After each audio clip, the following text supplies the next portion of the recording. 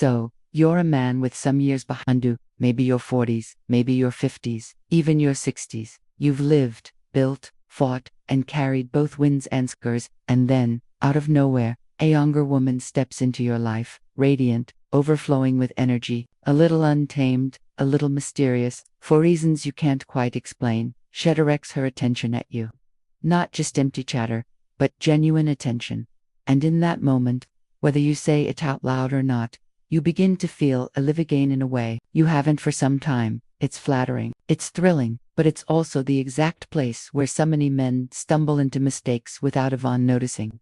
Number 1, don't try to talk her age. You're not her equal in years, and that's the truth. One of the biggest traps older men fall into when with younger women is attempting to squeeze themselves into her world, copying her slang, mirroring her style, or pretending to keep up with her cultural references. It often begins with good intentions, the natural desire to connect and relate. But what ends up happening is the reverse. You strip away the very quality that made you interesting in the first place. The moment you start behaving like her peer, she no longer sees the grounded, seasoned, composed man in front of her. She sees someone straining to fit in, and no matter how subtle you try to be, she senses it. And even if you think you're pulling it off quietly, she can feel it. Women, especially younger ones, are finely tuned to detect authenticity. When an older man forces cool by imitating her lifestyle, it doesn't feel right. Not because of the age gap itself, but because of the insecurity behind it. The truth is, your age is not a liability. It's your strength. You've lived through storms. You've stumbled, fallen, and gotten back up. You carry something she hasn't even begun to grasp yet. A depth, a calm presence, a weight that only comes from years in the trenches of life. That's what pulls her in. Not whether you can name the latest TikTok trend or drop a line from her favorite Netflix series. Yet, too many older men believe they need to keep up. When in reality, the most magnetic thing you can do is slow down, stand steady, and let her youthful energy spin around you while you remain unshaken. At the center, let me paint a real-world picture. Imagine you're out on a date and she starts gushing over some 23-year-old influencer. Now, you could fake it, pretend you know him, chuck along, maybe even pull out your phone toked, like you follow him, too. Or, you could just smile and say, I don't truly keep up with that. I'm more into conversations that don't vanish into 4 hours. That one line, that's power, that's contrast, that's mystery. And that's exactly the kind of thing that throws her off guard in the best way possible. Not because you're trying to outcome her, but because you remind her that you're not. That's the paradox. The less you try to be relatable, the more magnetic you actually become. And a common mistake older men make is turning Gento her emotional sponge, soaking up all her chaos, confusion, and childhood bag under the excuse of being supportive. It usually begins shamelessly. She starts sharing pieces of her story. Maybe an ex treated her poorly, maybe her family was absent, maybe she's in some phase of working on herself. And because you're seasoned, empathetic, and emotionally grounded, you listen, you want to help, you start thinking, just maybe, she sees in you something she can't find in Guy's garage. But little by little, you become her late-night lifeline, her therapist, the safe place she dumps her problems in life, feels too heavy, and, deep down, you convince yourself this is creating a bond. You believe that bond Filman who understands her means she'll eventually choose you.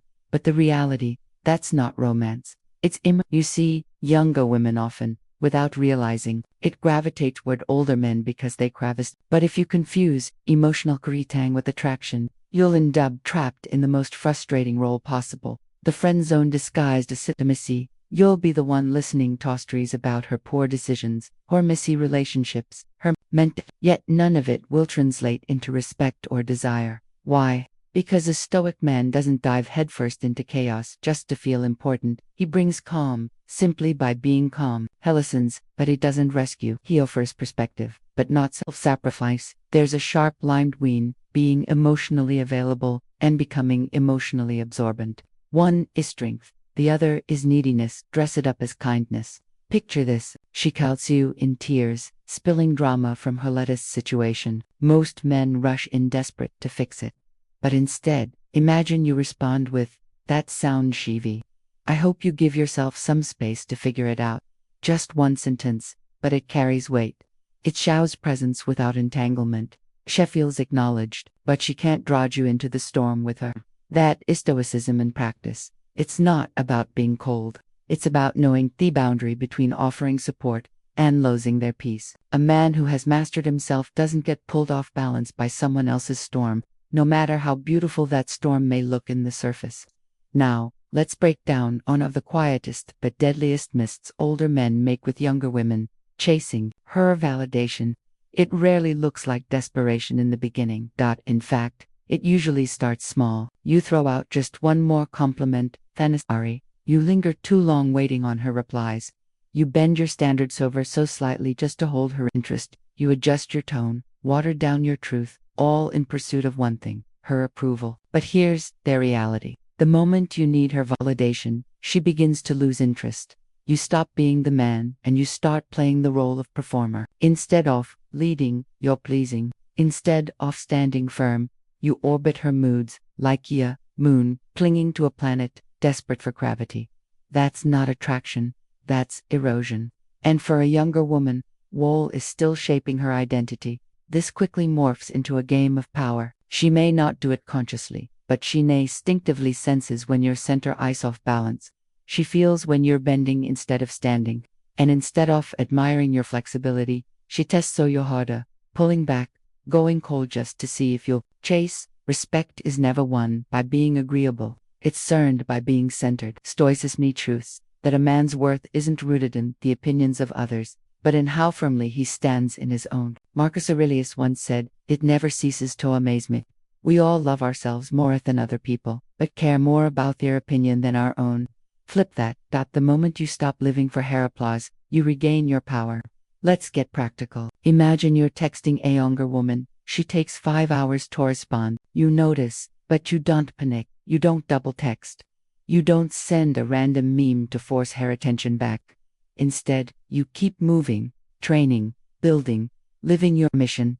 If she circles back, fine. If she doesn't, you still win because you never compromised your center. That's what makes validation chasing so dangerous for older men. Your value doesn't lie in being entertaining orphan. It lies in being grounded, steady, unshakable. That's the contrast she feels. Your calm stillness against her unpredictable curiosity. Here's the deeper issue. Many older men chase validation because they fear becoming irrelevant. Society whispers, "You're too old to compete." So, when a younger woman shows interest, they overinvest, clinging to her as if she's their life. But that's not truth, it's scarcity. You're not missing out on opportunity. You're dodging a trap. The worst part, chasing her approval, leads to self-betrayal. You start laughing at jokes that aren't funny. You nod along with ideas you don't believe. You tolerate behavior that violates your standards, all to keep the peace. But peace purchased at the cost of your identity isn't peace, it's eraser. And women feel that, especially younger women. They're drawn to older men, not because they bend, but because they set the tone with their energy, not their compliance. Take Tom, for example. He's 48, divorced, successful. He started seeing a 28-year-old. At first, sparks were very rare, but Tom began overcompensating, planning extravagances, showering her with compliments, softening his views just to avoid conflict. And slowly, she began to pull away. Less engaged, less respectful. Finally, she told him, "It just don't feel that spark anymore." What she meant was simple. He'd lost his edge after the breakup. Tom recalibrated. He stopped performing. He returned to his discipline, expanded his busness, sharpened his mission. Months later she reached out, but this time, Tom wasn't the same man. He didn't need her validation, and she could feel it. That's the power of stoic strength, and you don't need her to agree. You need her to stay. You don't even need her to notice.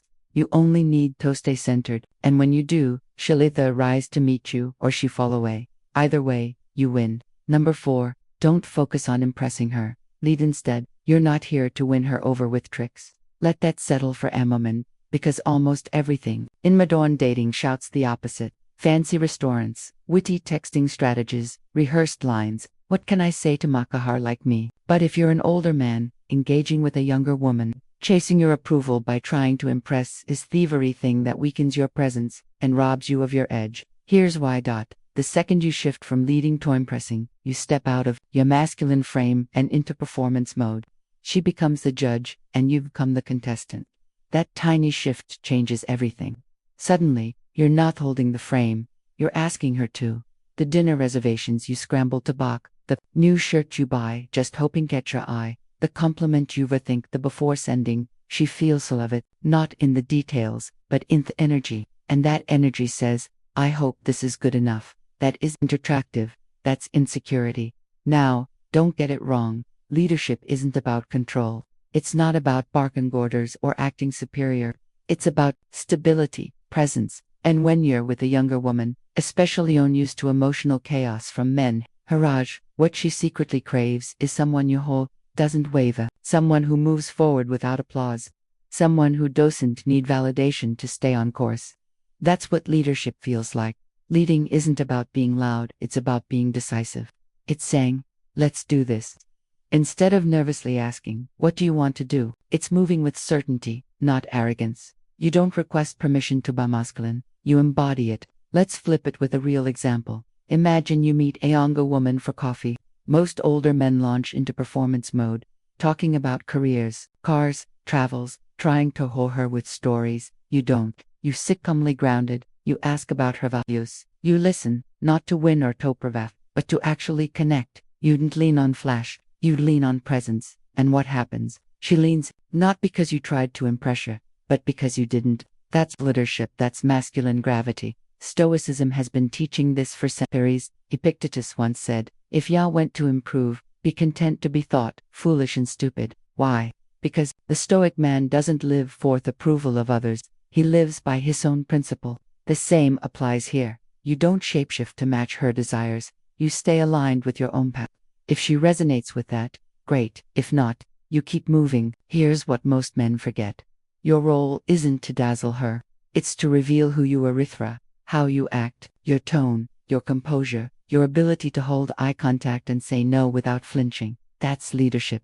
That's masculine energy. It doesn't shout, but it leaves lasting impression. And leadership isn't just about decisions. It's emotional leadership, too. When she gets emotional, you remain calm. When she pushes boundaries, you enforce them. When she tries to stir drama, you disengage not to punish, but because peace is your standard. That is leading. That's showing her something rare. A Munch can trust, even when she's unsure of herself. The men who chase impressions may catch her attention for a night. The men who lead stay etched in her mind formants because they gave her an experience of polarity, the solid, grounded strength of masculinity that never asked for approval. So, stop practicing lines, stop Googling tricks, stop trying to win her like a prize. You're not auditioning, you're the frame-led. Number 5. Don't project long-term fantasies too soon. You meet her, she's young, stunning, and giving you signals of interest, and instantly your mind races ahead.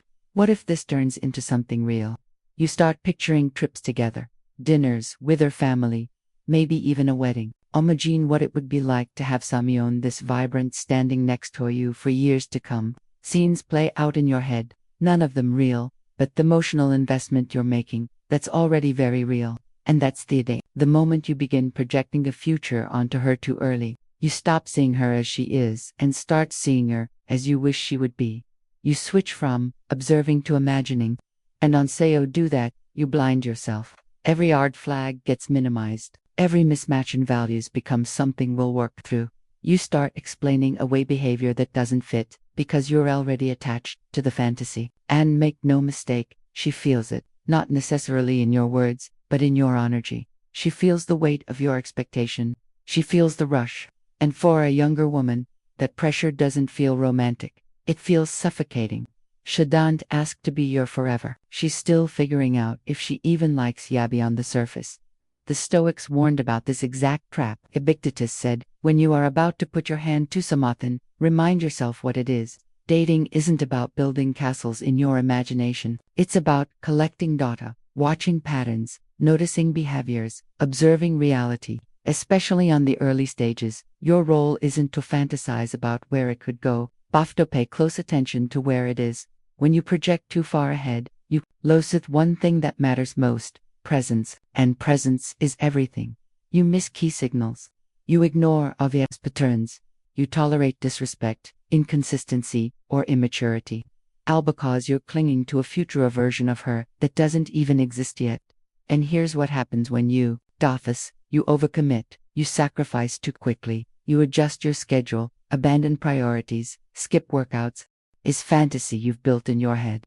But potential is not reality. Patterns are reality. If her actions show flakiness, immaturity, or selfishness today, that's who she is right now. And no projection changes that. Hope isn't the problem, but hope turns into delusion, and for an older man, that delusion costs more than it does for a younger one. You're not just risking feelings, you're risking time, energy, and mission. That's too high a price to gamble away. Take Dean, for example. He's 52, successful, emotionally intelligent. Hemet, a playful, magnetic woman in her mid-20s. Within 2 weeks, he told his friends, I think she could be the one. He started rearranging his life around her, skipping business trips, reorganizing finances, shifting priorities, all while she gave him mixed signals. She'd cancel last minute, disappear for days, contradict herself, and instead of confronting it, Dean romanticized it. He told himself, Shegist needs time. 3 months later, she was gone. No closure, no explanation. Dean was crushed. But he wasn't he was grieving the fantasy he built in his own mind. That's the Trapef projection. It builds castles in theater that reality can never support. The Stoic approach. Stay grounded, stay curious, but don't commit too soon. Watch her patterns, not her potential. Slow down emotionally, even if the chemistry feels strong. Don't picture 10 years together until you've seen how she handles stress, conflict, and disappointment, because attraction, IZZ, compatibility that's tested. So instead of rushing into fantasy, focus on the present. Watch how she behaves today. That's where the truth lies. Number 6. Don't let yourself become your backup plan or emotional filler. Here's a reality most men hate to face. Sometimes you're not her main choice. You're the just in case, the maybe, the emotional safety net she leans on when the man she actually wants isn't available. And if you're not careful, you'll mistake that for real interest. She texts when she's bored. She'll call when she's sad. She'll flirt just enough to keep you hanging, but she'll never fully commit. One day she's warm, the next she disappears for a weekend only to come back like nothing happened. And you tell yourself she's busy, she's figuring things out, but deep down, no, you're not her priority, you're her convenience. That's the most dangerous role a man can play, because women don't truly fall for men they can lean on like a crutch. They fall for men they can look up to. If she knows you'll be there, no matter how little she gives in return, she stops villing you, not because she's cruel, but because people naturally devalue what's too easy, especially when it costs them nothing. Stoicism teaches us to honor ourselves by withdrawing from anything that dishonors our standards. Seneca put it simply, associate with those who will make a better man of you. The reverse is also true. Avoid those who reduce you to half your strength. And becoming a backup plan is exactly that, a silent erosion of your masculinity.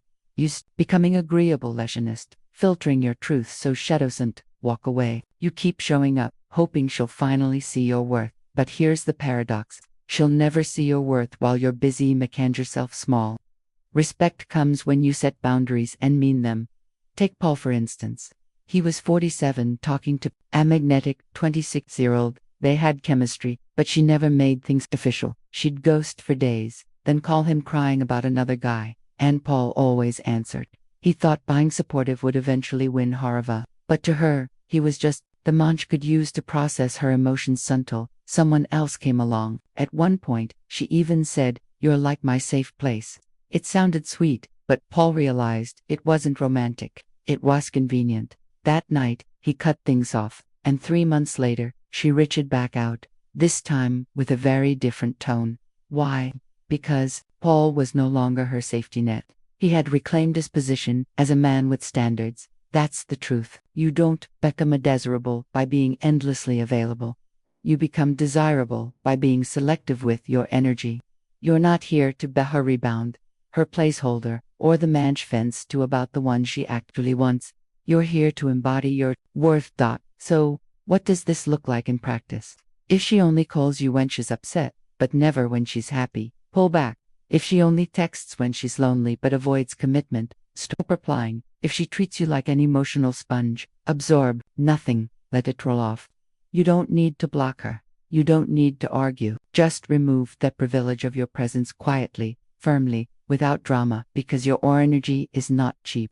Women don't regret losing the man who was always waiting around. They regret losing the man who knew his value and walked away when things were unbalanced. That's the stoicway.com. Clear, detached. And if she circles back, it won't be because you're big did. It will be because your absence spoke louder than your constant availability ever did. Number 7. Never abandon your mission for her. This is the moment where many strong men quietly collapse.